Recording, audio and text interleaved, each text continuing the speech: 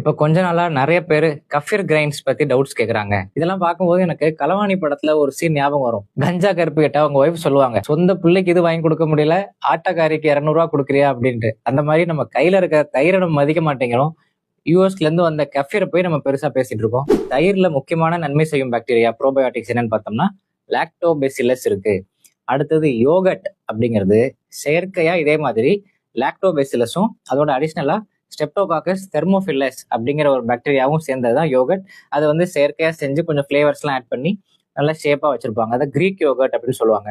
தயிரை விட யோகட் நல்லது அப்படின்னு நிறைய பேர் சொல்லுவாங்க. பட் எனக்கு அப்படிலாம் நம்பிக்கை கிடையாது. நம்ம இயற்கையா சுத்தமா வீட்டுல செய்யற தயிர் தான் நல்லது. அதே மாதிரி கான்செப்ட் தான் இந்த கஃபீர் கிரைன்ஸ் அப்படிங்கிறதும். லாக்டோபெசிலஸ் ஸ்டெப்டோகாக்கஸ் தெர்மோஃபில்லஸ் அதோட அடிஷ்னலா சாக்ரோமைசிஸ் பொலாடி அப்படிங்கிற ஒரு பாக்டீரியா, இதுவும் ஒரு நன்மை செய்யும் பாக்டீரியா. இது மாதிரி கிட்டத்தட்ட 50க்கும் அதிகமான நன்மை செய்யும் பாக்டீரியாவோட கலவை தான் இந்த கஃபீர் கிரைன்ஸ். அது ஒரு பாக்கெட்ல போட்டு விற்கிறாங்க. தயிர் உர குத்துற மாதிரியே பாலில் ஊற்றி ஃப்ரிட்ஜில் வச்சிடணும்.